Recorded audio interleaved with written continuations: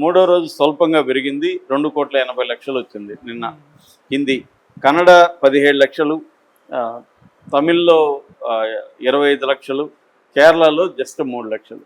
ఇది pan India cinema పరిస్థితి.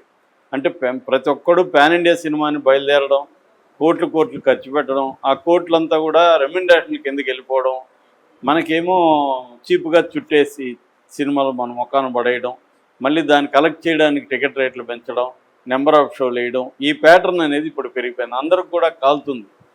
ఎందుకురా నిన్నెవడు అసలు పాన్ ఇండియా సినిమా తీయమన్నాడు? ఇది 50 కోట్లో తీయగలిగిన సినిమా ఇది నిజానికి.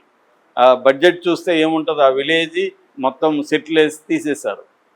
బడ్జెట్ ఏమో 50 కోట్లు కూడా బడ్జెట్ అయినది. బడ్జెట్ అంతా ఎక్కడికి పోయింది? రామ్ చరణ్కి ఒక 100 కోట్లు, అతనికి మ్యూజిక్ డైరెక్టర్కి ఒక 20-30 కోట్లు, హీరోయిన్కి, ఆర్టిస్టులంతా కూడా జూనియర్ ఆర్టిస్టులు పెట్టాలని చోటంతా కూడా నేషనల్ లెవెల్లో బెస్ట్ ఆర్టిస్టులను పెట్టి వాళ్ళని జూనియర్ ఆర్టిస్ట్ లాగా వాడారు.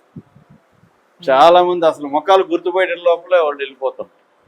పైగా మేకప్లు భయంకరంగా వేసేసి జగపతి బాబుని గుర్తుపట్టే పరిస్థితుల్లో లేరు. మరి అటేటప్పుడు జగపతి బాబు ఎందుకు? ఎవరికైనా ఇచ్చు కదా.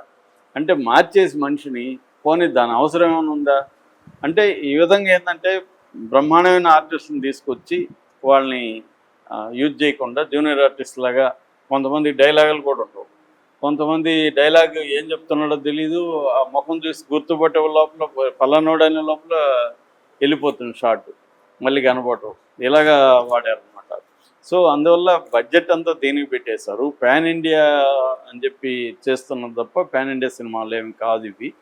సో ఆ రకంగా ఇప్పుడు అందుకని పాన్ ఇండియాలో ఇది కానీ, ఆ మధ్య రిలీజ్ అయిన ప్రభాస్ సినిమా కానీ, ఇవేవి పాన్ ఇండియా లేకుండా డబ్బులు పోయినాయి. ఇక్కడ ప్రొడ్యూసర్స్ అయిపోయి, ఎందుకంటే హైప్ క్రియేట్ చేస్తారు.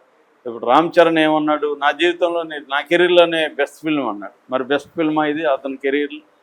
కాదు కదా. మరి రామ్ చరణ్కి ఆ మాత్రం లేదా, లేకపోతే కావాలని మోసం చేయడానికి ఆడియన్స్కి చెప్పాడా అన్నది ఇప్పుడు అందరికీ అనుమానం. ఎందుకంటే అప్పుడే అన్నారు, ఇంత ఎక్కువ మాట్లాడుతున్నాడు రామ్ చరణ్ అంటే డౌట్ చేయాలి ఈ సినిమాని. ఎందుకంటే అతిగా ఈ సినిమా గురించి మాట్లాడడం అనేది ఈ మధ్యకాలంలో మనం చూస్తున్నాం. చాలా తీవ్రంగా స్టేట్మెంట్లు ఇచ్చేయడం, అంటే అట్రాక్ట్ చేయడానికి, లేకపోతే సినిమాకి రాడని చెప్పి నేను వదులుకుంటా, ఇండస్ట్రీ నుంచి వెళ్ళిపోతాను ఒకడు అంటాడు, నన్ను చెప్తా కొట్టాను ఇంకొకడు అంటాడు, ఇలాగంతా చెప్పి వీళ్ళు అంటే ఇంత చెప్తున్నారంటే సినిమా బాగుందేమో అన్నట్టుగా. కానీ జనాలకి ఏమైపోయిందంటే నువ్వు ఎక్కువ చెప్తుంటే సినిమా డౌట్ చేయాల్సి వస్తుంది అన్నట్టుగా అయిపోయింది అనమాట. అందువల్ల ఇప్పుడు కలెక్షన్లు పడిపోయినాయి. ఇప్పటికీ 3 రోజులకి గ్రాస్ వచ్చి 191 crores, 190 కోట్లు 3 రోజులు గ్రాస్. 3 రోజులు అంటే ఫస్ట్ డే ప్రీమియర్ కూడా కలుపుకుంటే 4 రోజుల గ్రాసు 191 కోట్లు. ఇది టార్గెట్ ఎంత? 500 కోట్లు. ఎందుకంటే దీని బడ్జెటే 350 కోట్లు. 350 కోట్లు రావాలంటే సరే ఓటీటీ పక్కన పెడితే థియేట్రికల్ బిజినెస్ అయింది ఎంత? 220 కోట్లు.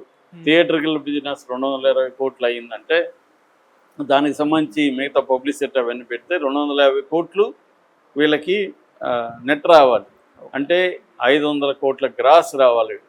500 కోట్ల గ్రాస్ రావాలంటే ఈ 4 రోజులకి వీళ్ళకి వచ్చింది 191 కోట్లు. ఇంకా సరే 200 కూడా వేసుకున్నా మొత్తం ఇంకా 300 కోట్లు రావాలి.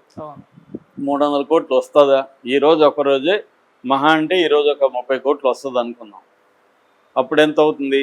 220 కోట్లు అవుతుంది. 191 కాబట్టి 220 కోట్లు అవుతుంది. ఇంకెంత కావాలి? 280 కోట్లు కావాలి. మండే నుంచి పడిపోతుంది. మండే నుంచి 10 కోట్లు 5 కోట్లకి ఇలా డ్రాప్ అయిపోతూ వస్తుంది. సో కాబట్టి నాకు తెలిసి కొన్నోళ్ళు ఖచ్చితంగా లాస్లోకి వెళ్తారు. ప్రొడ్యూసర్ సేఫ్ అయి ఉండొచ్చు, ఎందుకంటే ఆయన అమ్మేసుకున్నాడు కాబట్టి. అట్లాగే ఇంకా ఆల్రెడీ నెట్ఫ్లిక్స్తో ఒప్పందం అయిపోయింది కాబట్టి ఆ డబ్బులు వస్తాయి. సో ప్రొడ్యూసర్ సేఫ్ అవ్వచ్చేమో, కానీ సినిమా కొన్నోళ్ళు మాత్రం ఖచ్చితంగా డబ్బులు పోయినట్టే. సినిమా కొన్నోళ్ళకి డబ్బులు పోయిందంటే సినిమా ఫ్లాప్ అయిందని అర్థం. సో దీనికి ప్రధాన కారణం ఏంటంటే డైరెక్టరు, స్క్రిప్ట్ రైటింగ్ డిపార్ట్మెంట్. ఎందుకంటే 5 మంది స్క్రీన్ ప్లే రైటర్ల పేర్లు వేశారు. 5 మంది అంటేనే అనుమానం వచ్చే పరిస్థితి. ఎందుకంటే too many cooks spoil the dish అని పాత సామెత ఉంది. సో అంటే 5 మందిని కాబట్టి 10 మందిని కూడా పెట్టుకోవచ్చు. హాలీవుడ్లో కూడా స్క్రిప్ట్ రైటర్స్, స్క్రిప్ట్ డాక్టర్స్ వీళ్ళందరూ ఉంటారు. కానీ దాన్ని ఆర్గనైజ్ చేసే టీమ్ లీడర్ కరెక్ట్గా ఉండాలి, హెడ్ కుక్ కరెక్ట్గా ఉండాలి. ఇక్కడ హెడ్ కుక్కి ఏమో తనకేవో ఐడియాస్ని పెట్టాలి అనేది తప్ప, నేను మొన్న కూడా చెప్పాను, story I'm loyal to story telling not truth అని నా ఫేవరెట్ స్క్రీన్ ప్లే రైటర్ ఉన్నారు ఆరన్ సోర్కిన్, ఆయన స్టేట్మెంట్ అది. అంటే సినిమాలో కథకి నువ్వు లాయల్గా ఉండాలి, వేరే నీకు నచ్చినవన్నీ దాంట్లో పెట్టకూడదు, కథకు అవసరమా లేదు అనేదే ఉండాలి. సో కథ మీద క్లారిటీ, కథకు అవసరమైనవి పెట్టడం అన్న ఇది లేకుండా తన అనుకున్నవి తను ఒక అంగం తీసేయాలని ముందే ఫిక్స్ అయిపోయి దానికి అనుకూలంగా స్క్రిప్ట్ని తీసుకెళ్ళడం, అది కన్విన్సింగ్గా లేకపోవడం, ఆ కన్ఫ్యూజన్ కనబడుతుంది మనకి. దాని తర్వాత ఊర వ్యవహారాలన్నీ ఉన్నాయి, ఎమోషన్స్ కూడా వర్కౌట్ అవ్వలే. అక్కడ జగపతి బాబు చనిపోయినప్పుడు కూడా మనకి ఎవరికేమీ ఫీలింగ్ రాలేదు. అక్కడ ఫీలింగ్ రాలేదంటేనే ఆ ఇష్యూతో మనం ఐడెంటిఫై చేయలేకపోయాడు డైరెక్టర్.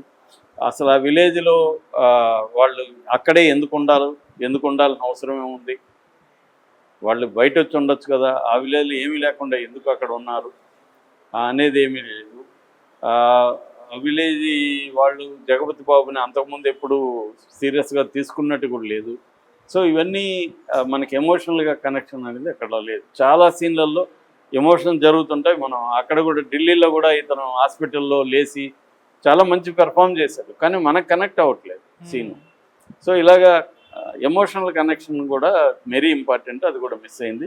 ఏదేమైనా ఒక మంచి సబ్జెక్టు తీసుకొని హిట్ చేయలేకపోవడం అనేది ట్రాజిడీ. చాలా మంచి సబ్జెక్టు, దీన్ని చేయడం మన రామ్ చరణ్ని అభినందించాలి ఖచ్చితంగా. వాళ్ళ నాన్న చిరంజీవి గారు కూడా ఇలాంటి ప్రయోగాలు చాలా చేశారు. రామ్ చరణ్ కూడా అది ఒక మంచి హీరో. నేషనల్ లెవెల్లో మనకి అల్లు అర్జున్ ఇలాంటి వాళ్ళ తర్వాత ఇండియాలో తెలుగు నుంచి మరొక నేషనల్ బెస్ట్ యాక్టర్ అవార్డు రాదగిన పర్ఫార్మెన్స్ అయితే దీంట్లో చేశాడు, అంతవరకు చెప్పచ్చు. ఏదేమైనా ఇది దురదృష్టకరం డ్రాప్ అయిపోవడం. కొన్నోళ్ళందరికీ కూడా సేఫ్గా ఉండాలనే మనం కోరుకోవాలి. ఎందుకంటే బయర్స్ సేఫ్గా ఉంటేనే వాళ్ళు ఇంకొక సినిమా కొంటారు. మామూలుగానే థియేటర్కి రావడం బాగా తగ్గిపోయింది ఈ మధ్యకాలంలో. అలాంటిది ఈ సినిమా ఇలా అవ్వడం అనేది దురదృష్టకరం.